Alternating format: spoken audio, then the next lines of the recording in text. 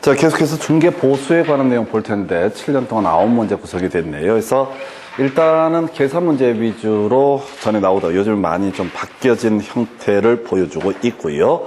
자, 일단은 중개 보수 청구권이라는 개념, 앞쪽에 있는 것들은 뭐 어느 쪽이 됐든 별로 답이 안 되는 영역이 되는데, 중개가 완성되게 되면 중개 보수 청구권이라는 것은 발생하게 된다라고 할 것. 그런데 계약이 해제가 됐다라고 했을 때 소급해서 무효가 됐다 이런 얘기죠. 그런데 계약이 해제가 됐는데 해제에 개업 공인중개사의 귀책 사유가 없다라고 전제하게 되면 여전히 보수 청구권은 남아 있게 된다라고 이렇게 봅니다. 그래서 만약 개공 때문에 계약이 해제가 되거나 이런 사태가 떨어지게 되면 보수 청구권은 소멸하게 될 것이다 라고 할 것, 요렇게 가야겠고요.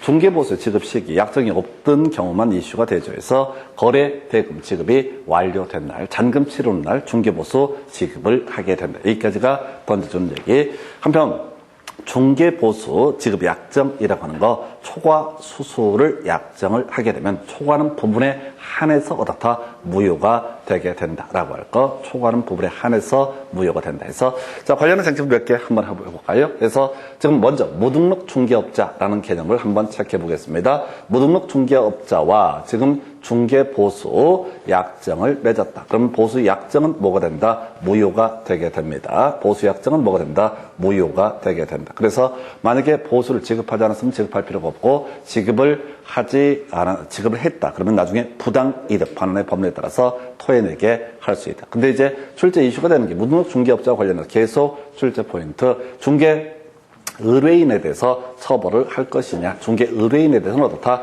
처벌을 하지 않는다. 이게 이제 출제 이슈가 되게 됐죠. 그 외에도 무등록 중개업자에 의해서 이루어진 중개 때문에 이루어진 거래 그 자체는 유효한 것으로 보게 된다라고 할 것. 이 정도가 무등록 중개업자 관련한 부분이 되겠고요. 한편 개업 공인중개사 등이 중개 보수 약정 초과해서 수수하게 되면 그거 안 되고요. 그다음에 이제 초과되는 부분 자체는 뭐가 된다? 무효가 되게 된다라고 할 것. 그리고 이 중개보수 약정 초과 수수는 같이 기억할 게, 개공 등의 금지 행위라고 해서 이런 거 있었죠. 매무초라고 해서 매무초오, 그다음에 직상 증토 시단이라고 하는 것이 있었죠. 해서 중개 대상물의 매매업 금지가 됐었고요. 무등록 중개업자, 중개 물건 등을 거래하는 것도 금지가 되고, 법정 중개보수 초과수 금지되고, 오판을 유도하는 행위도 다 금지가 되게 된다 해서 매무초 있었고요. 직접 거래, 쌍방대리, 증서 등의 중개 매매업, 투기 조장 행위 금지가 되고요. 시세 조정 행위, 단체 구성 행위도 금지가 되게 된다. 이렇게 보게 됩니다. 이에 대응해서 우리가 개업 공인중개사 등의 겸업을 통해서 받는 수입과 중개보수는 별개의 문제로 해석을 한다. 해서 겸업할 수 있는 게 뭐가 있었죠? 대상 알제대라고 해서 대행할 수 있었고요. 상담할 수 있었고, 알선할 수 있었고, 제공할 수 있었고, 대리라고 하는 것을 할 수 있다. 그 중에서 상가의 분양대행, 주택의 분양대행, 관리대행 등을 통해서 받게 되는 보수라고 하는 것은 법정 중개보수와 별개의 문제이기 때문에 그 부분에 대해서는 법정 중개보수 초과 수수의 문제가 발생하지 않는다. 이런 내용들 설명을 드렸습니다. 그래서 내용 간단하고요. 자, 중개보수 관련해서 이슈가 되게 되는 것, 중개보수의 산정 방법이라고 하는 거. 자, 거래 금액하고요, 중개보수 요율을 곱하게 되면 그게 바로 중개보수가 되게 된다. 그 중에서 먼저 거래 금액 특정하는 방법. 첫 번째 이슈. 자, 먼저 매매 계약에 있어서 매매 금액을 거래 금액으로 한다. 이건 뭐 따져 물을 지르기 없고요. 출제 이슈는 분양권이라고 하는 거, 계중포라고 하는 거. 분양권에 있어서 거래 금액은 계중포. 우리가 중개 대상물 얘기할 때 그런 말씀을 드린 바가 있었죠. 그래서 분양권은 중개 대상물에 해당이 되지만 입주권, 대토권 등은 중개 대상물에 해당하지 않는다. 그래서 분양권의 분양권을 중개하게 되면 이 중개 보수를 받을 수 있을 텐데, 이때 중개 보수라고 하는 걸 계산하게 되기 위해서는 거래 금액을 먼저 계산해 내야 되고, 거래 금액을 잡아내기 위해서는 계중포라고 하는 거, 계약금, 중도금, 그 다음에 프리미엄을 합산한 금액을 거래 금액으로 삼게 된다. 그게 이제 세법에서도 기준시가 할 때 이런 내용이 비슷한 얘기가 나오게 됩니다. 그래서 이런 식이죠. 자, 삼성이라는 회사에서 A라는 갑이라는 사람이 이거 분양을 받았습니다. 그럼 이제 계약금이 예를 들어서 계약금이 100만 원이라고 되어 있고요. 중도금이 1억이라고 되어 있고 잔금이 3억이다. 이렇게 되어 있다고 해보겠습니다. 잔금이 3억 정도가 있다. 그러면 이제 이 사람이 갑이 이 부동산을 누구한테 을에게 분양권을 양도하고자 합니다. 그럼 이제 지금 받아냈던 금액, 계약금하고 중도금 하고요. 그 다음에 보통 프리미엄을 합산하겠죠. 자, 이 사람이 프리미엄을 합산한 금액이라고 하는 거. 프리미엄을 합쳐서 이 사람이 이걸 제공을 매도인 갑에게 넘기게 됩니다. 그러면 개업 공인 중개사라고 하는 사람은 중개 보수를 계산할 때 먼저 거래 금액을 특정을 해야 됩니다. 이 거래 금액이라는 게 계약금, 중도금 그리고 프리미엄을 합산한 금액에서 첫 번째 출제 포인트 계중프라고 하는 거 계약금, 중도금, 프리미엄을 합산한 금액을 거래 금액으로 계산하게 된다. 이게 출제 이슈. 그 다음에 이제 교환계약 큰 쪽과 교환계약은 금전 외 재산 공간의 상호 교환을 목적으로 하는 계약이었었고요. 민법 공부하실 때 교환 계약 일단은 낙성 계약이다라고 해서 의사의 합치가 있으면 계약은 성립하게 될 것이고요. 그 다음에 쌍무 계약이었었고요. 유상 계약에 해당되는 것이 교환 계약이 되게 됩니다. 그래서 이 교환 계약에 있어서는 그냥 큰 쪽 별로 어렵지 않아. 이건 몇 번 나와봤자 한 번도 답이 안 너무 쉽기 때문에 그래서 그렇고 그 다음에 이제 임대차 이게 이제 환산 보증금이라는 개념을 만들어내야 되죠. 그래서 임대차 할 때 보증금만 내는 게 아니라 월세도 지급을 하게 되죠. 그래서 월세도 지급을 하게 되는데 보증금 외에 차임이 있을 때 보증금 더하기 월차임 곱하기 100을 한 금액을 환산 보증금으로 계산함이 원칙입니다. 자, 근데 항상 시험 문제는 이 환산 보증금이 5천만 원 미만이 됐을 때는 그때는 중개의뢰 형편이 좀 어렵기 때문에 좀 싸게 하자라고 해서 보증금 더하기 월차임 곱하기 70을 한 금액을 가리켜서 이걸 뭐라고 그런다? 환산 보증. 대부분의 문제는 항상 5천만 원 미만을 예시를 하면서 이때 중개 보수를 계산하시오. 이런 식의 문제가 구성이 됩니다. 너무 쉬우니까. 예를 들어서 계약금 1억, 보증금이 1억이다. 월차임 100만 원이다. 라고 하면 여기다 곱하기 100을 하면 이게 1억이 나오거든요. 자, 그러면 이때 거래 금액은 얼마? 2억으로 계산한다. 이런 식의 논리 구조죠. 근데 이제 항상 문제 구성할 때 좀 쉽게 구성을 해. 예를 들어서 보증금 2천만 원에 월세가 20만 원이다 라고 전제를 하게 됩니다. 그러면 이제 곱하기 100을 하게 되면 곱하기 100을 하면 이 2천만 원 나오죠? 합이 얼마? 4천. 4천이 거래 금액이 되는 것이 아니라 이때는 2천만 원 더하기 20만 원 곱하기 70이라고 해서 결과적으로 이게 얼마가 되는 거야? 1,400 되니까 3,400만 원을 어떻다? 거래 금액으로 삼게 된다. 거의 계산 문제의 대부분은 이런 식으로 구성이 됩니다. 그래서 임대차 할 때 보증금 더하기 월차임 곱하기 100을 하는 게 일반적인 원칙인데 시험 문제는 너무 쉬워지니까 시험 문제를 구성할 때는 항상 5천만 원 미만을 만들어서 보증금 더하기 월차임 곱하기 70을 한 금액 이게 소위 이름하여 뭐가 된다? 지금 이제 임대차에 있어서 소위 거래 금액이 되게 된다라고 할 거예요. 그래서 이게 두 번째 출제 이슈. 첫 번째가 계중프. 두 번째 이슈가 되게 되는 게 뭐라고요? 바로 환산 보증금 계산하는 방식이 두 번째 출제 이슈. 그 다음에 이제 어쨌든 한 번 나오는 건데 지금 두 개 이상의 거래라고 해서 매매 계약에 관한 거래 금액만을 적용한다. 이렇게 단순화시켜야 되는데 요건 이제 설명을 뒤에 문제 가지고 이제 보게 될 텐데 사안이 좀 단순하게 돼 있어요. 해서 이거 어떻게 하는 거냐면 이런 식의 논리 구조야. 갑이 매도인이 되게 됩니다. 갑이 매도인이 되게 될 테고 그 다음에 이 사람이 매도인이자 임차인으로서 지위를 가지고 있다. 그리고 을이 매수인이자 뭐가 된다? 임대인이 되는 경우가 있다라고 해서 지금 그러니까 원래 갑이 소유하고 있던 물건을 을이 사면서 그대로 갑은 이 주택에서 살고 있는 것으로 얘기를 하게 되는 거죠. 이게 바로 뭐가 된다? 자, 매매를 포함한 둘 이상의 거래 동시에 이루어지는 경우, 그럼 이때 중개보수를 어떻게 산정할, 거래 금액을 어떻게 산정할 거냐? 그래서 매매 금액과 임대차 금액을 더하는 것이 아니라 바로 매매 금액만을 어떻다? 거래 금액으로 산정하게 된다. 해서 이렇게 지금 이게 두 개 이상의 거래라는 개념이 되게 됩니다. 문장 형태로 잘 안 나와요. 항상 사례형으로 구성돼서 임대차에서 환산 보증금 계산은 문제하고요. 그 다음에 매매와 임대차가 동시에 이루어지는 경우 매매 금액만을 뭐로 본다? 거래 금액으로 보게 된다. 제일 어려운 건 아마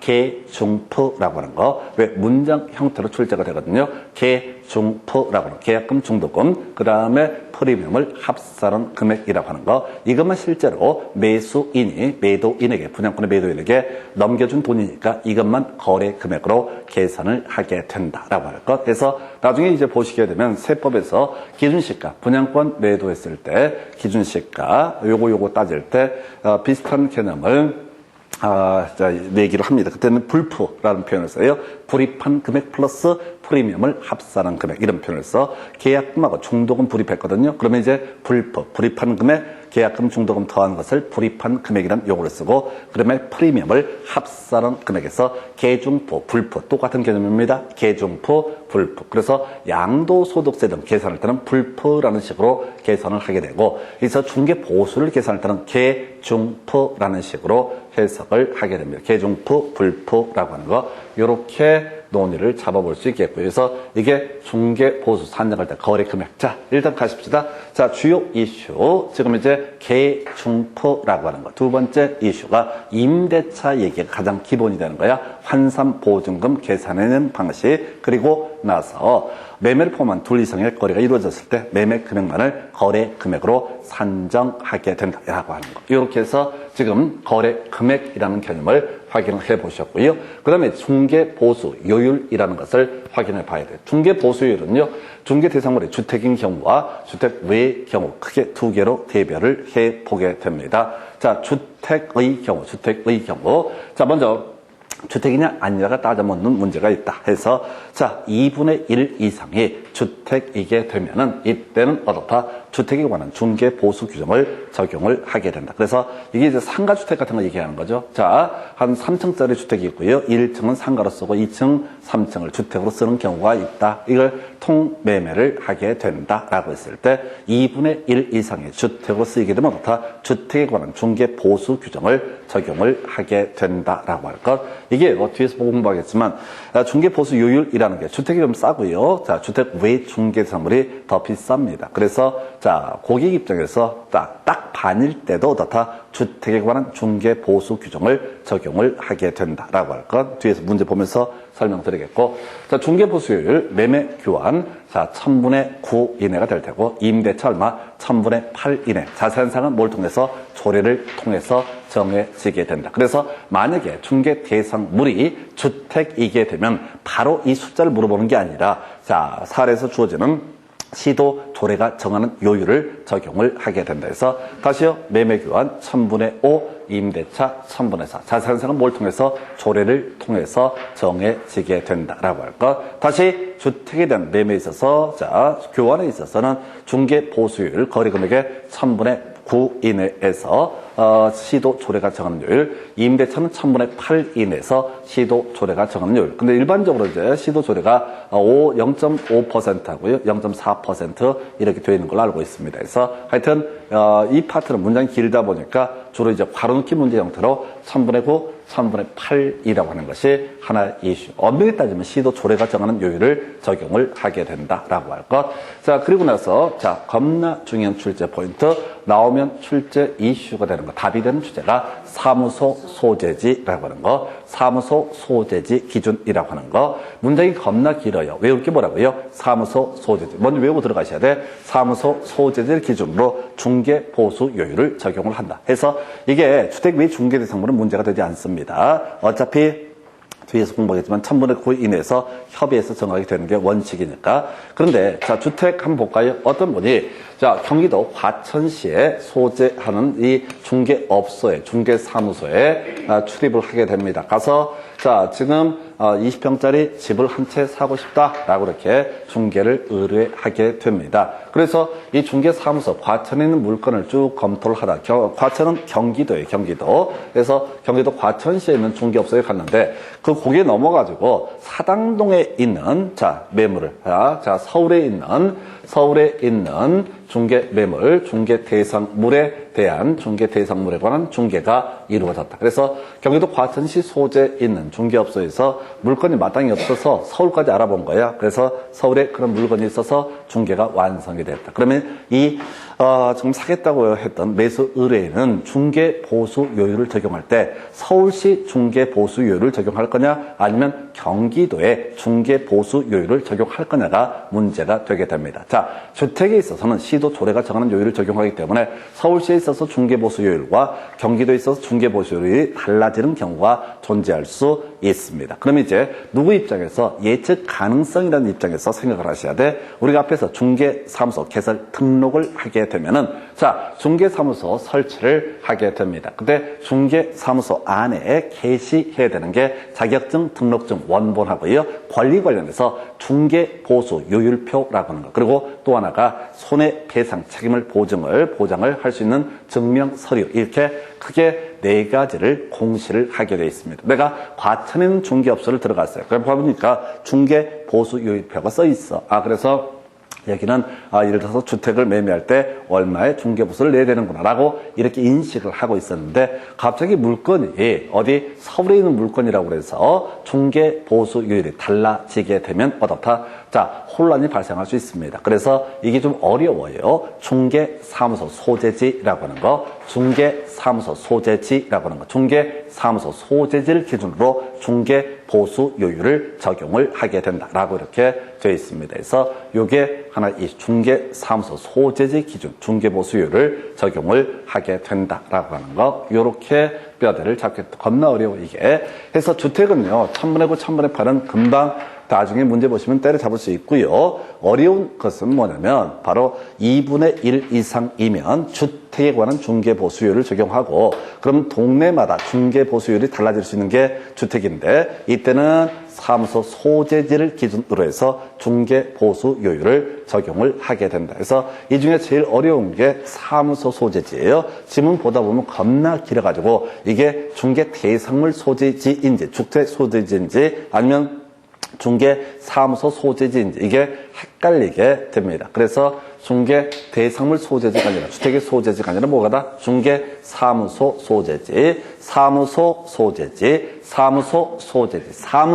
소재지를 기준으로 해서 중개 보수 요율을 적용을 한다. 이게 더럽게 어려운 파트야. 아까 분양권도 개중푼 나름 어렵게 구성했고 주로 답이 됐던 주제입니다. 나머지는 얘기를 듣다 보면 대충 감을 잡을 수 있어. 그런데 사무소 소재지 이게 지문이 더럽게 길어가지고 이건 이해하시는 게 아니야. 법이 중간중간에 2번인가 바뀌었어요. 처음에는 사무소 소재지였다가 중간에 중개 대상물의 소재지로 바꿨다가 또 다시 중개 사무소 소재지로 또 바꿨어. 그래서 뭐 이유가 있겠지. 이것도 나름대로 합리적이고 저것도 합리적이고 등등등. 그래서 지금 상황에서는 중개 사무소 소재지라고 하는 것이 포인트가 되게 됩니다. 그래서 이렇게 해서 중개 보수 요율이라고 하는 거 관련해서 주택 보셨고요. 주택 외 중개 대상물은요. 1000분의 9 이내에서 협의해서 정한다라고 되어 있습니다. 그래서 이게 이제 앞에서 주택에 있어서는 시도 조례가 정하는 요율을 적용하고요. 주택 외 중개 대상물에 있어서 요율은 국토교통부령이 정하는 요율을 적용을 하게 되는데 이때 국토교통부령을 보면 1000분의 9 이내에서 협의해서 정한다. 아까 주택은요 매매 교환은 1000분의 9 이내에서 시도 조례가 정하는 요율. 그 다음에 임대차는 1000분의 8 이내에서 시도 조례가 정하는 요율. 이런 식으로 되어 있었거든요. 그런데 얘는 지금 어떻게 되어 있어요? 바로 1000분의 9 이내에서 협의해서 정한다. 그래서 이건 이제 시험에 내봤자 의미가 없어. 원칙이잖아. 그래서 이 파트는 무조건 예외가 나와. 오피스텔 매매 교환은 1000분의 5고요. 임대차는 얼마? 1000분의 4라고 합니다. 매매 교환이 중요해요? 임대차가 중요해요? 당연히 임대차가 중요하지. 내가 지금 부동산 투자한다 이런 생각하면 안 돼. 출제하는 입장에서 생각해야 돼요. 원칙과 예외가 있으면은 예외를 가지고 100% 출제를 한다고요. 생각하지 마시고 모든 문제는 원칙을 내는 그 순간 뭐가 돼? 출제 오류가 터지게 됩니다. 그래서 출제위원들은 항상 예외만 가지고 출제. 보통 공부할 때 앞에 원칙부터 공부하지 무식하게 누가 오피스텔 이렇게 외우냐고. 그렇게 외워야 돼. 왜? 시험은 그것만 내니까. 오피스텔에 있어서 매매교환은 1000분의 5, 임대차는 1000분의 4. 이게 왜 이렇게 된 거냐면 전에 이제 주택 같은 경우 이렇게 했었죠. 주택이라고 하는 것은 매매교환에 있어서 매매교환 등에 있어서는 1000분의 9 이내에서 0.9% 이내에서 시도 조례가 정한 현실적으로 거의 대부분 시도 조례가 0.5%입니다. 0.5%. 그 다음에 자 지금 임대차에 있어서는 1000분의 8 이내, 즉 0.8% 이내에서 시도 조례가 정원율. 현실은 거의 99.9%, 제가 다 확인 안 했는데 0.4%, 1000분의 4를 적용한다고. 그래서 어떤 문제가 이게 8년 전인가 이런 일이 있었거든요. 지금 제가 이걸 딱 날짜를 기억을 해. 제가 공부한다고 오피스를 얻었나? 등등등 그랬었는데 그때 그 중개업자가 투덜투덜 하면서 개 짜증내면서 했던 소리가 3달 전까지만 하더라도 자, 오피스텔은 주택이 아니죠? 주택이 아니니까 어떻게 한다? 바로 1000분의 9 이내에서 협의해서 정한 요율, 요걸 적용. 1000분의 9 받겠다 이런 얘기야. 그런데 그 당시 법 개정하기 전에 어떤 문제가 터지냐면 원룸, 다가구거든요. 원룸은 매매교환 1000분의 5, 임대차 1000분의 4. 임대차만 생각하십시다. 그러면 원룸은 1000분의 4, 0.4% 주택이니까. 근데 오피스텔은 주택이 아니기 때문에 1000분의 9 이내. 이래 되어 있죠? 그럼 문제가 되는 거야. 아니, 오피스텔이나 원룸이나 그게 그건데 들어가는 사람 입장에서는 별 차이가 없는데 왜 오피스텔은 0.9%고 그 다음에 원룸은 0.4%냐. 이게 사회적으로 문제가 됐었고 그러면 이제 오피스텔만 특별하게 뭐로 하자. 자, 사람들이 불만이 많으니까 임대차의 경우 1000분의 4를 적용을 하게 되다. 이렇게 법이 개정이 된 거예요. 그래서 어찌 됐든 간에 지금 7년 동안 2번 답을 뽑았던 게 뭐라고요? 자, 오피스텔. 어떤 오피스텔? 그냥 오피스텔. 85제곱미터고 지랄이고 다 필요 없어. 그냥 85제곱미터 초과로 오피스텔 어디 있겠어? 이런 건 다 필요 없고 다만 이제 법에서는 현실적인 문제를 고려해서 다 정리를 하고 있는 건데 우리 시험용으로 접근할 때 오피스텔의 임대차 얼마? 1000분의 4 그냥 외우면 돼. 매매교환 물어보지도 않아. 해서 임대차만 주구장창 출제가 돼요. 그럼 너무 쉬운 게 아닐까요? 뭘 쉽긴 쉬워요. 그냥 돌아서면 다 잊어버릴 건데 해서 오피스텔 얼마? 1000분의 4. 자, 그럼 답을 이제 한번 정리를 해 보도록 하겠습니다. 중개 보수 청구권 등은 큰 이슈가 안 되고요. 자, 지금 이제 첫 번째 거래 금액이라고 하는 것을 논함에 있어서 거래 금액을 논함에 있어서 분양권 개중포라고 하는 거. 분양권 뭐라고요? 개중포라고 하는 거. 자, 그 다음에 이제 임대차 관련해서 환산보증금 계산 문제는 계산 문제니까 그냥 대부분 79 하면 됩니다. 거의 무조건 5천 미만을 만들어주니까. 그 다음에 둘 이상의 거래 들어가면 어떻다? 매매 금액을 거래 금액으로 산정한다. 그래서 보통 얘는 묶어서 이제 구성이 되고요. 단독으로 구성되는 게 분양권 개중포. 이게 출제 포인트.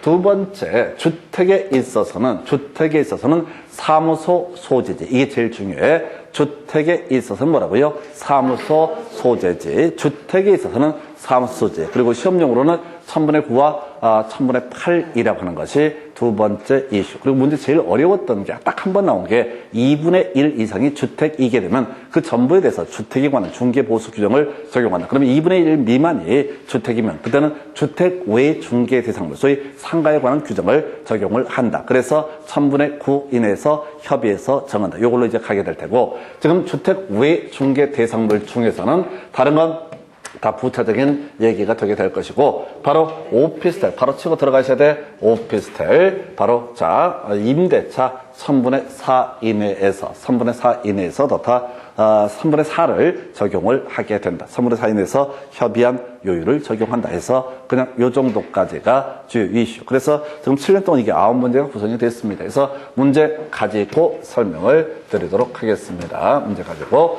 자, 가서 보니까요. 첫 번째 이슈. 자, 26회 때 나왔던 문제. 중개 보수 등에 관한 설명. 틀린 것을 고르시오. 해서 1번 공인중개사 자격이 없는 자가 개설 등록을 하지 않은 채 중개업을 했을 때 이 사람을 무등록 중개업자, 중개보수 지급약정을 뭐가 된다? 무효 이렇게 가게 됩니다. 그래서 중개보수 지급약정은 무효. 2번 질문은요. 개업 공인중개사와 중개의뢰인 간에 중개보수 지급 시기에 약정이 없을 때 거래대금 지급이 완료됐나? 여기까지 던져주는 거라고 그냥 알긴 알아야 되는데 이걸 답을 뽑을 만한 가치는 없어. 3번 질문.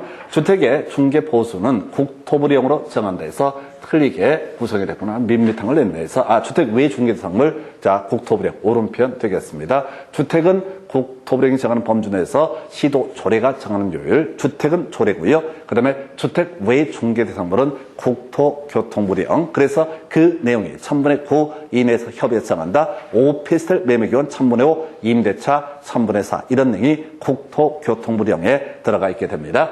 그 다음에 주택에 대한 중개보수 중개의뢰인 쌍방으로 각각으로부터 각각 받되 일방으로부터 받을 수 있는 경우 매매교환 1000분의 9 이내 오른편. 그래서 이제 드디어 답이 나와 있잖아. 중개 대상물 소재지와 중개 사무소 소재지가 다른 경우 이게 어렵다니까 사무소 소재지 가야 되죠. 사무소 소재지에서 중개 대상물의 소재지에서 틀리게 구성을 한 사례가 되겠습니다. 그래서 중개 대상물의 소재지가 아니라 뭐라? 중개 사무소 소재지 해서 어렵다고요. 겁나 어려워 해서 중개 사무소 소재지. 이게 매번 요거는 그러니까 나중에 공부할 때도 그냥 계속 그냥 읽어보지 마. 막 교환 뭐 그런 거 다 알아. 다 아는 거 쓸데없는데 에너지 쏟지 마시고 중개 사무소 소재지 해서 요게 답이 됐던 주제에서 26회 때 나왔던 주제였고요.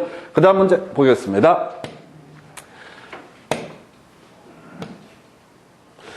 자, 28회 때 나왔던 문제. 중개보수 등에 관한 설명 옳은 것은. 아까 26회 때 나왔고 한번 쉬고 비슷한 문제 구성합니다. 아마 지금 여기서는 옳은 것을 고르시오라고 되어 있고 1번 개공과 중개의뢰인 간의 약정이 없을 때 중개보수 지급 시기는 거래대금 지급이 완료된다. 이 계약이 체결된다 해서 틀리게 나왔고요. 앞에 나왔던 거 답 거꾸로 치는 거야. 2번 질문요.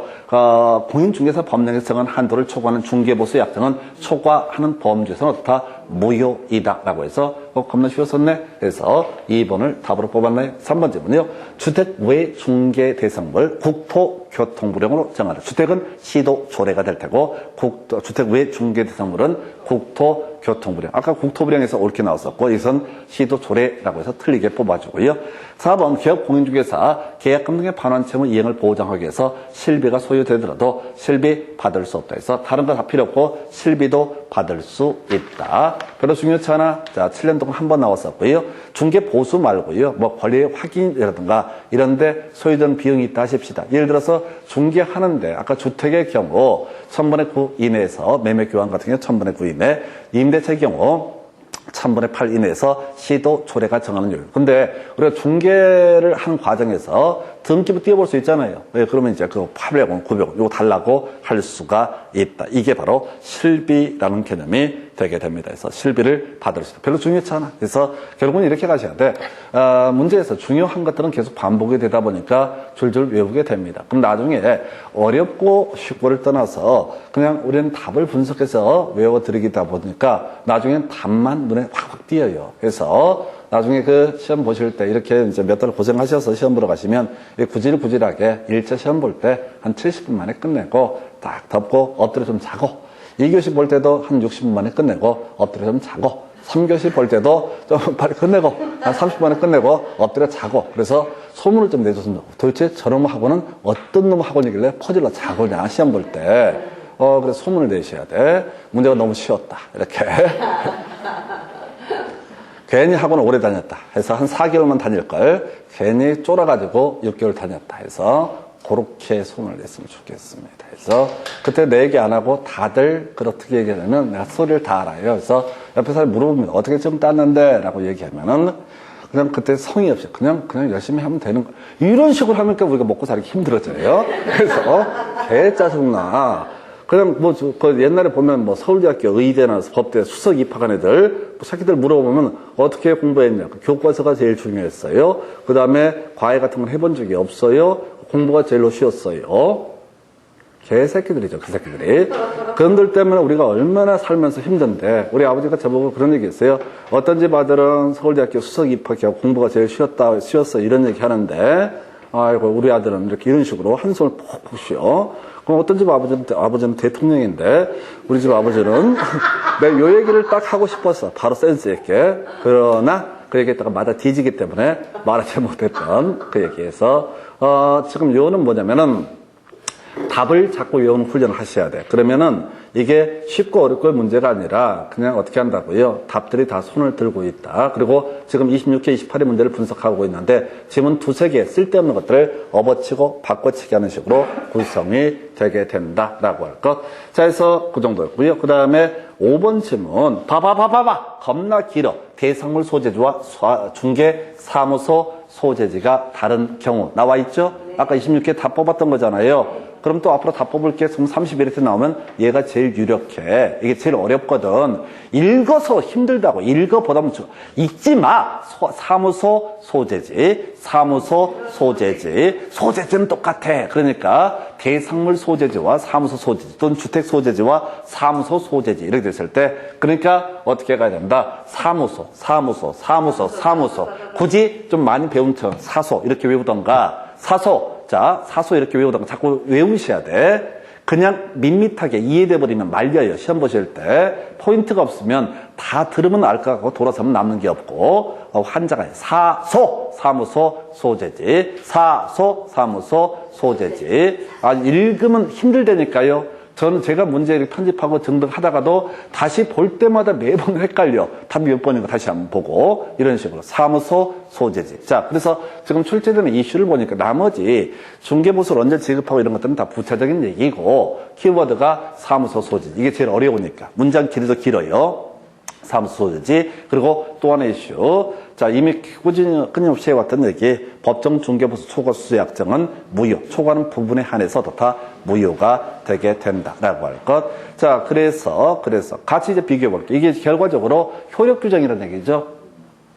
중개보수 초과 수수 약정은 무효. 이 얘기는 중개보수, 법정 중개보수를 초과 수수는 안 된다라는 얘기가 뭐라고요? 바로 효력 규정이다. 그 위반되는 부분은 뭐가 된다? 무효가 되게 된다. 근데 비교해서 직접 거래라고 하는 건 금지가 되지만 직접 거래를 했을 때 사신, 개공 입장에서는 처벌을 받는 건 별개의 문제로 소유권을 취득할 수 있다. 그래서 그것은 소위 민법에서 얘기하는 단속 규정에 해당이 된다. 민법 총칙 제일 앞에서 무효인 법률행위 할 때 효력 규정에 위반하면 무효인 법률행위가 될 테고 단속 규정에 위반하면 어떻다? 유효한 법률행위가 되게 된다. 그래서 민법 총칙할 때 단속 규정 중에서 허가구역 외 지역에서 중간 생략 등기 단속 규정, 주택법상 전매 금지 규정 단속 규정, 그리고 지금 기업 공인중개사의 직접 거래 금지 규정도 단속 규정에 해당이 되게 된다. 이게 이제 계속 중개사법만 나오는 게 아니라 민법이랑 같이 다 연계가 돼 있습니다. 그래서 하여튼 민법 할 때 중개사법하고 중개사법 할 때 민법하고 나중에는 이제 공부가 좀 되시게 되면 저도 이제 거의 미친놈처럼 떠들기 시작합니다. 그냥 그날 뭘 공부했나? 그냥 공인중개사 관련한 내용을 공부했다. 이렇게 가시면 돼. 지금 제가 할 수 있을지 모르겠는데 소망이 한 100페이지 이내에서 교재를 다 한 권으로 만드는 게 지금 꿈인데 내가 만드는 거하고 여러분이 외우는 건 별개 문제예요. 그래서 나중에 결국 왔다 갔다 하면서 이제 척척 치고 가는 훈련들을 하시게 될 겁니다. 그래서 요는 빠지지 말고 그냥 와서 졸지 말고 버티는 거 메모하지 말고 책 떨어지니까 내가 책에 써놨잖아. 이름 김동영이 써놨으니까 건드리지 말라고 써놓은 거야. 그래서 색칠하는 게 중요한 게 아니라 그냥 되는 데까지 외우시는 겁니다. 그래서 자, 사무소 소재지. 그 다음에 요건 법정 중개보수 초과 수수 약정은 무효. 이 정도까지가 되셨고 그 다음 주제 살펴보겠습니다. 자, 중개보수 한도 계산 등에 관한 설명 틀린 것은 해서 자, 겁나 긴데요. 자, 중도금의 일부만 납부된 분양권의 매매를 중개하는 경우 거래금액 계중토라고 하는 거 계약금 하고요. 중도금을 그 다음에 프리미엄을 합산한 금액. 그래서 1번 틀렸죠? 1번 틀렸죠? 계중토 이렇게 간다고. 다시 설명드릴까요? 삼성이 아파트 3억, 자, 4억 100만 원짜리 아파트를 얘가 삼성 물산에서 분양을 받았다. 계약금 100만 원, 계약금 100만 원. 그 다음에 중도금 2억, 그 다음에 잔금 뭐 2억 뭐 이렇게 간다 하십시다. 자, 이렇게 해서 이 사람이 이만큼을 납입을 했다. 근데 그 와중에 을한테 이 분양권을 양도를 하고자 한다. 그러면 이미 납입했던 금액, 계약금 중도금하고요. 그리고 지금 이제 프리미엄 있으면 프리미엄을 합산한 금액을 얻어다 거래 금액으로 계산해서 중개 보수를 계산을 하게 된다 해서 계중포라고 하는 거. 이렇게 논의를 삼았던 바가 있었죠. 그래서 계중포라고 하는 거. 이렇게 해서 1번을 답을 뽑았다고요. 외우셔야 된다고. 읽어보면 안 돼. 총 분양 대금은 아까 4억 100만 원. 왜 대가리 굴리는 게 아니야. 이거 시험은 무조건 외워서 확인하는 과정입니다. 그래서 계중포. 너무 쉬운 거 아니야. 내놓고 계속 같은 거 내도 어차피 이 파트에서 제일 어려운 게 뭐냐면 중개사법에 없는 내용이 뭐냐면 바로 분양권에 있어서 거래 금액 계산 방법이 중개사법에 없어요. 즉 판례를 통해서 만들어진 조항이니까 출제위원 입장에서는 당신들이 뭐를 가지고 거의 대부분 맨날 중개사법 딜딜 외우고 있겠지 한번 죽어봐라는 취지로 나오는 것이 분양권이라고 하는 거. 그래서 이게 출제 포인트. 이거하고 뭐 아까 사소 있었죠? 사무소, 소재지 이런 것들 이렇게 가게 됩니다. 2번 질문은요. 교환계약 큰 금액, 거래가액이 큰 쪽을 어떻다? 바로 거래가액으로 계산한다. 그 다음에 동일한 중개대상물, 사실 매매 계약에 관한 거래 금액만을 적용해서 계산한다. 아까 설명을 드렸어요. 문장 못 외워. 자, 동일한 이 두 개 이상의 거래가 이루어졌을 때 이때는 매매 계약에 관한 금액만을 거래 금액으로 계산하게 된다. 그 다음에 주택의 임대차를 중개하는 경우, 자, 임대차입니다. 최대한도 얼마? 1000분의 8 이내. 매매 교환은 1000분의 9 이내. 임대차는 1000분의 8 이내에서 시도 조례가 정하는 요율. 이론상 최대한도는 임대차 1000분의 8까지. 답 안 돼. 자, 그 다음에 주택의 면적이 2분의 1 미만인 경우라고 나와 있죠. 주택의 면적이 2분의 1 미만이다. 그럼 이건 주택 외 중개 대상물에 관한 중개 보수 규정을 적용을 하게 된다. 이렇게 가야 됩니다. 해서 요렇게 해서 5번도 틀리게 구성이 됐나요? 오른편이구나. 주택 외 중개 대상물에서 하여튼 다 하려고 하지 마시고 최소한 답이라도 외우자. 해서 계중포 바로 분양권 매매 관련해서 이슈가 됐었고요. 그 다음에 이제 검토 드릴 문제 보도록 하겠습니다. 자, 공인중개사법령상 중개보수 한도, 거래금액 계산 등에 관한 설명 틀린 것을 고르시오. 주택이 임대차 1000분의 8 이내 시도 조례. 아까 나왔던 질문 바로 비슷하게 약간 변형을 합니다. 그 다음에 아파트 분양권 매매해서 보니까 그 다음에 그 다음에 나와 있죠. 그래서 옳은 거구나. 옳았으니까 답 아니구나. 3번 질문. 교환계약 큰 쪽. 그 다음에 2분의 1 이상인 경우에는 주택의 중개보수 규정. 아까 문제 보니까 이거 있었잖아. 자, 2분의 1 미만일 때는 주택 외 중개 대상물에 관한 중개보수 규정을 적용한다라고 되어 있죠. 시험을 이렇게 낸다고 냈던 거. 업어치고, 매치고, 하나씩 계속 흔들어주는 식으로. 거의, 아까 이것도 내기 있었잖아. 분양권 있었잖아요. 질문 중에 이것도 있었고, 그 다음에 아까 임대차도 있어. 요거 4번. 벌써 지문 3개가 똑같이 구성이 된다고. 그럼 문제가 너무 쉬운 게 아니냐고 생각하지 마시라고. 아무도 이걸 안 한다고. 진짜 웃겨, 사람들이. 저기요, 제가 요 근래 이제 광고 비슷한 걸 받았던 것 중에 하나 그런 거 있더라. 그 중고등학교에서, 중고등학교 관련해서 그런 어떤 사이트인지 뭔지 모르겠는데 각 학교, 중고등학교에 있는 중간고사, 기말고사 데이터를 다 수집해서 우리 학교 족보 보기 이런 식으로 해서 광고를 하더라고. 족보 보는 거야. 저희 학교 대학 다니고 이럴 때도 족보 구하는 게 능력이야. 아니 그렇다고요. 족보 구하는 게 능력이라고. 족보를 구하기가 너무 어려워. 몇몇 아는 사람끼리만 통해. 그래서 선생님들 같은 경우 학교에 그 교수님들 이런 분들도 그 족보 노출 안 시키려고 시험지 시험 보고 나서 전체를 다 회수를 해. 철저하게. 왜? 그 다음에 또 문제 내기 짜증나잖아. 내가 교수라고 생각해봐. 이번에 어렵게 문제 만들었어. 시험 봤어. 그러면 그 다음에 어떻게 해야 돼? 그것도 그대로 재활용하면 되지. 근데 이게 노출돼 버리면 어떻게 돼? 족보 받은 놈하고 못 받은 놈하고 편차가 생긴다고. 뭔 얘기하고 있어요, 지금? 여러분 지금 족보에 대해서 보고 계십니다. 아, 진짜 그렇다고. 지금 이제 문제은행처럼 루틴이 정해져 있다고.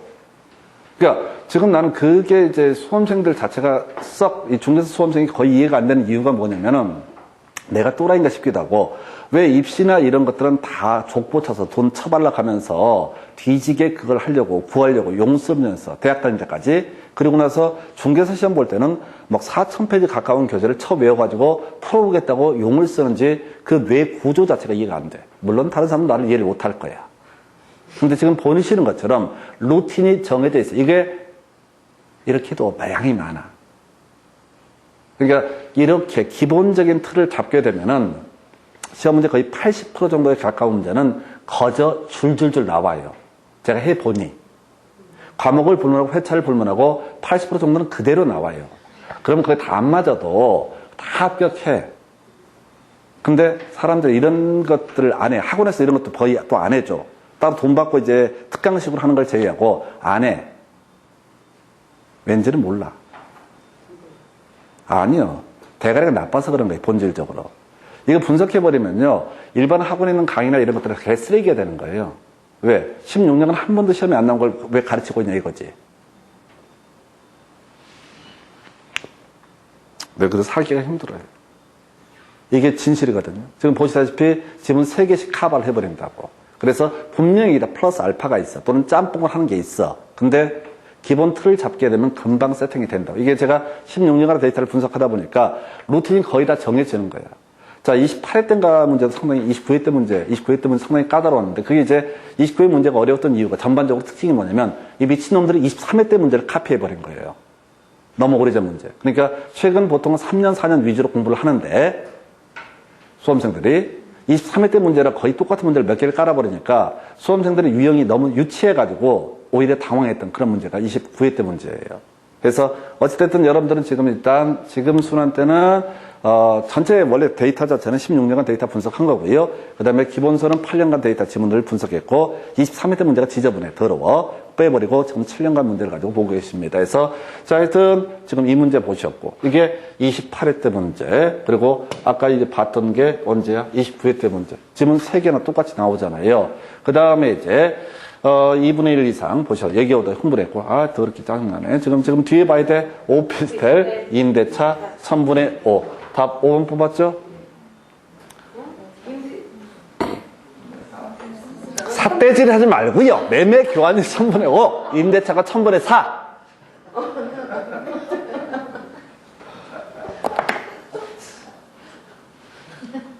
이게 어렵다고요.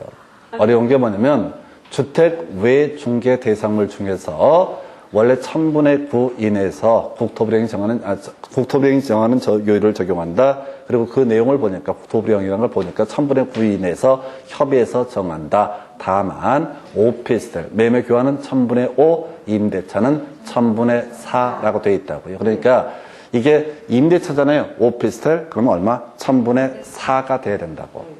1000분의 5라서 틀렸다고요. 지금 제가 아까 말씀드렸잖아요. 이게 이제 지금 2번 연속 문제를 구성한다고. 근데 수험생들이 법정 구조를 분석을 못하게 되면 그냥 제일 지쳐서 제일 놓치기 좋은 부분이 바로 오피스텔. 왜? 법에서는 주택 먼저 얘기하고 그 다음에 두 번째가 주택 외 중개대상물 얘기하고 주택 외 중개대상물 제일 끄트머리에 뭐가 들어간다? 오피스텔 1000분의 4라고 하는 거. 매매 교환 안 나와요. 왜? 법정으로는 매매 교환은 1000분의 5 이내에서, 콤마, 임대차는 1000분의 4 이내에서. 그럼 이제 매매 교환이 어렵습니까? 임대차가 어렵습니까? 임대차가 어려운 거죠. 제일 뒤에 있는 거니까. 그래서 중간 얘기를 생략하고 제일 뒤쪽 가서 문제를 구성을 합니다. 그래서 29회 때 답 5번. 자, 그래서 기존 문제들, 지문들 벌써 한 3개 이상 거의 중복해서 28회, 29회. 이걸 틀리는 사람도 있다니까. 이렇게 루틴화된 문제는 무조건 맞춘다. 그래서 단수 반복 이렇게 가셔야겠고요. 자, 그래서 29회 문제 보셨고 그 다음에 검토 드릴 것이 29회 문제 또 하나 더 있네요. 그래서 자, 끝머리 가십시다. 실비 받을 수 있다. 맞죠? 아까 중간에 한번 26회 때가 나왔던 지문이잖아. 그러니까 짝이 있게 하는 거야. 그 다음에 2번 지문. 자, 거래 대금 지급이 완료된 날 중개부 지급시. 이런 것들 전혀 중요한 게 아니라고 그랬어요. 이런 것들은. 던져주는 지문이야. 딱 지문 보면 저 같은 경우 거의 다 이제 문제를 알아요. 옳은 건지 틀린 건지. 왜? 쓸데없는 것을 옳게 구성하면 그 문제에서는 틀린 것을 고르시오. 이렇게 구성하거든요.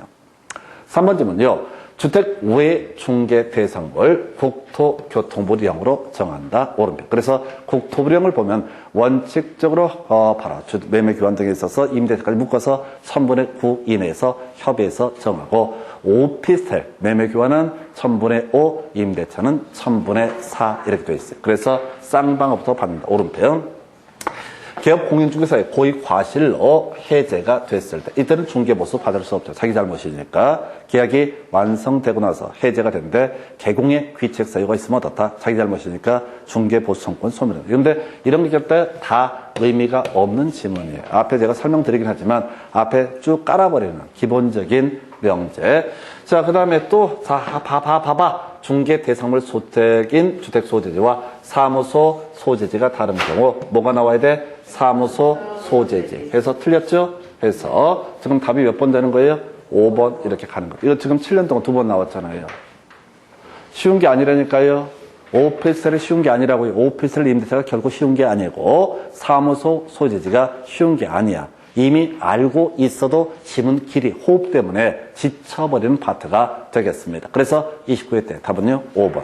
그러니까 지금 계속 문제 보면서 뭘 느끼게 되면 하늘 아래 새로운 문제는 거의 없습니다. 그리고 새로운 문제가 나온다 하더라도 여러분들 100점 만들 게 아니고 100점이 목표가 아니기 때문에 기본 몇 개만 갖고 쇼부를 치는 거예요. 아까 우리 임의적 등록 취소 이런 것들을 공부 아예 안 한다고. 왜? 그거까지 해버리면 개판되니까. 이것도 저도 안 되니까 몇 개로 정확히 외우셔야 됩니다. 그래서 답은 5번 이렇게 뽑아냈고요. 자, 그 다음 문제 가서 보겠습니다. 자, 이제 24회 때 30번 문제. 자, 보니까 YC 소재 X주택에 대해서 동일 당사자 사이에 매매와 임대차를 동시에 나와 있죠. 일방으로 받을 수 있는 중개보수 최소한데 그냥 다른 거 볼 것도 없죠. 매매 금액 얼마? 1억 8천. 매도 금액이 2억 원 미만이면 얼마? 0.5%. 한도액 얼마? 80만 원. 이라고 되어 있죠. 이거 읽어보시면 안 된다고. 문제 보면서 답이 다 나와야 돼요. 매매와 임대차가 동일 기회. 그러면 매매 금액만을 물어본다. 거래 금액. 1억 8천에 0.5%는 90만 원인데 한도액을 얼마로 두고 있어요? 80만 원. 그래서 답은 얼마? 80만 원. 보통 이건 함정 팔 때 90을 찍으러 하는 거죠. 한도액을 놓치라고. 한도액을 놓치면 1억 8천 곱하기 0.5% 하게 되면 90만 원 나오거든. 착각 한번 유도하게 하는 거예요. 그러니까 이걸 읽어보고 이렇게 하는 게 아니라고. 문제 안에 다 답이 주어져 있다고. 자, 이 문제 하나 있었고요. 그래서 이게 계산 문제도 아니에요. 그냥 거의 다 암산 가능한 문제 패턴이 되게 됩니다. 해서 이렇게 보시고 그 다음 문제 확인해 보겠습니다.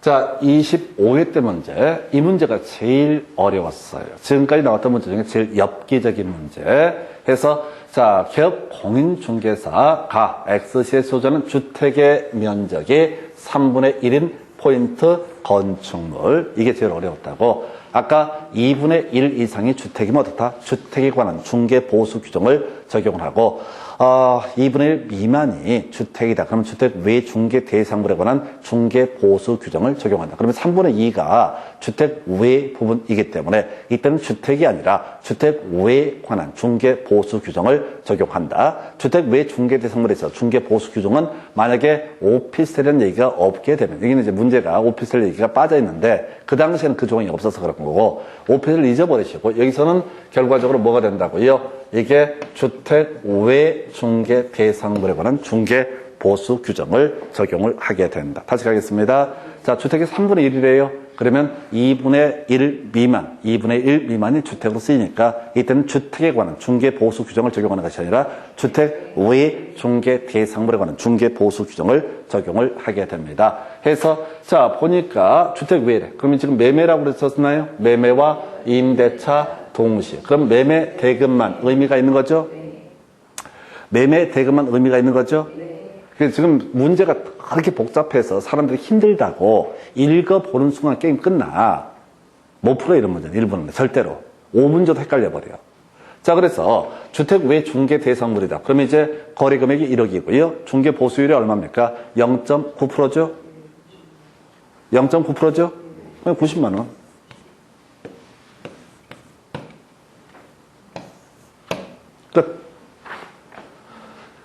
이런 건 아무런 의미가 없어요.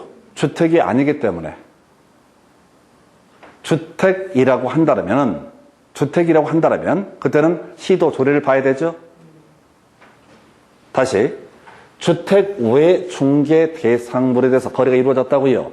그러면 그냥 1000분의 9 이내에서 협의해서 정한다. 바로 치고 들어가는 거라고. 근데 주택이라고 한다면 시도 조례를 봐야 되죠. 이게 함정이었다고. 엄청 실히 함정. 이게 함정.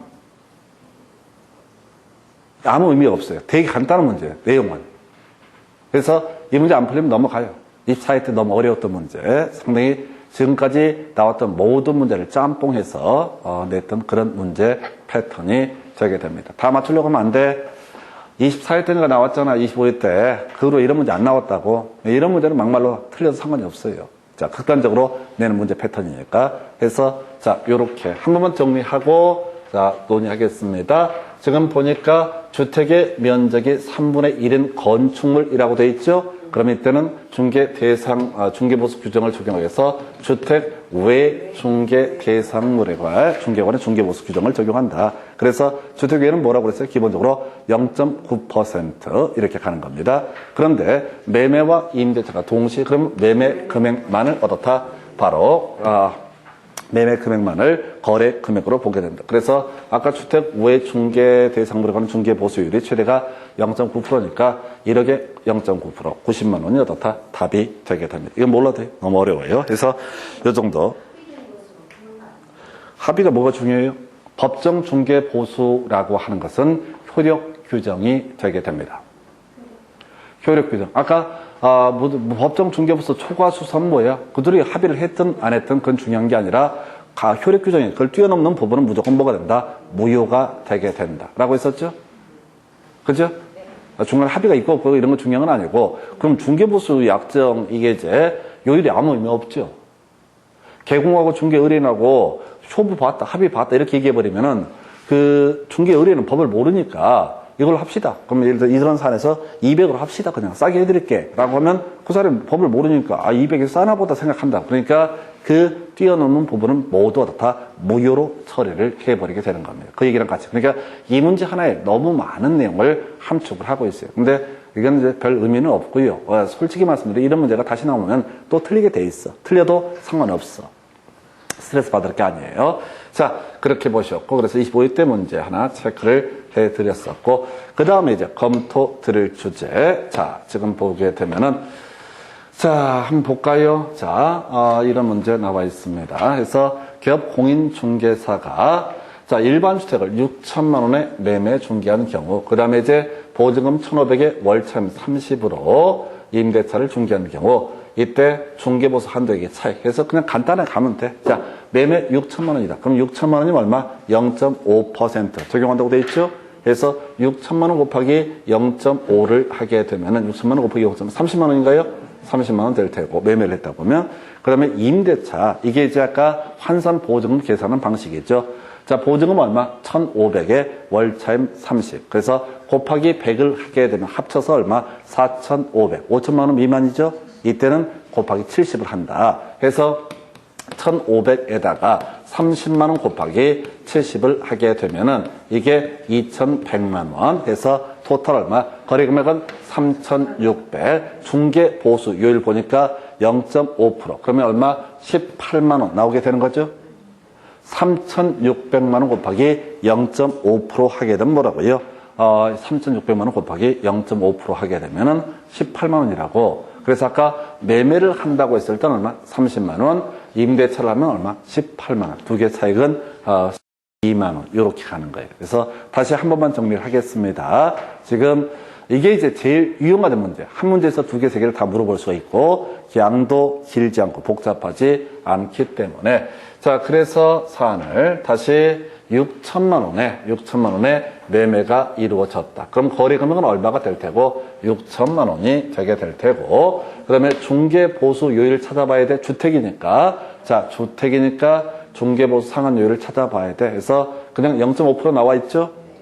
그죠? 0.5 하게 되면 얼마가 돼? 0.5% 하게 되면 이게 30만 원이라는 금액이 나오게 됩니다. 6천만 원에 0.5%면 30만 원.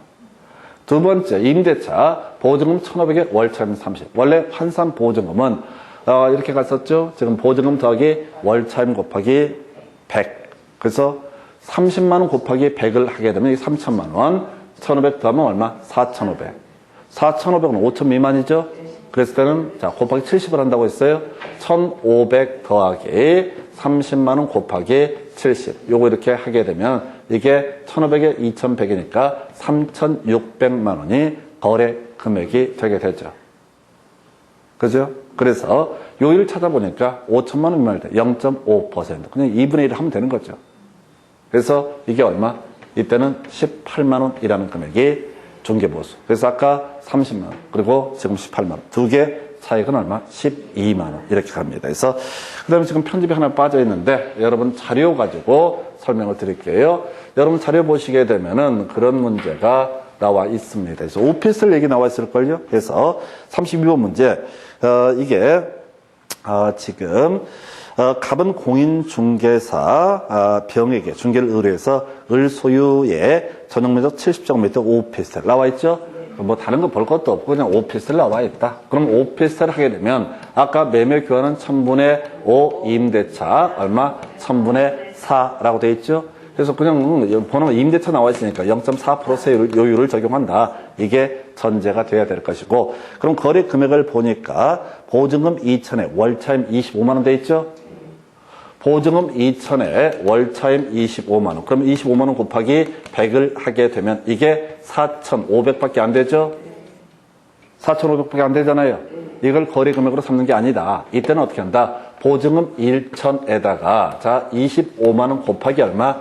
70 해야 되죠. 이게 산수가 좀 어려워. 74, 75, 35, 1,750만 원인가요? 그래서 자, 이때 거래 금액은 3,750만 원이라는 것이 거래 금액. 자, 2천만 원 더하기 25만 원 곱하기 70을 하게 되면 이 금액 자체가 얼마가 나온다? 거래 금액이 3,750만 원. 그래서 요율은 정해져 있어요. 3,750만 원에다 0.4% 하게 되면은 0.4%면 이게 얼마가 되죠? 자, 3,750에 4를 곱하면 4, 3, 자, 4, 5, 20, 4, 7에 28, 3 올라가고 4, 32, 15만 원인가요?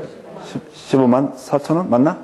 15만 원이요. 해서 답은 15만 원 이렇게 구성을 하게 됩니다. 그래서 지금 이 문제 보면서 느끼셔야 돼. 아까 우리 오피스텔 임대차 관련해서 1000분의 5, 29회 때 출제가 됐었고요. 28회 때는 오피스텔 임대차 사례형 문제로서 바로 0.4% 이걸 물어보는 문제가 구성이 됐습니다. 그러니까 이렇게 사례형 문제를 구성했다가 지문 형태로 구성했다. 하여튼 맨날 맴맴 도움이 돼서 그 정도까지 보셨고요. 잠시 끊었다 다음 주제 설명드리겠습니다.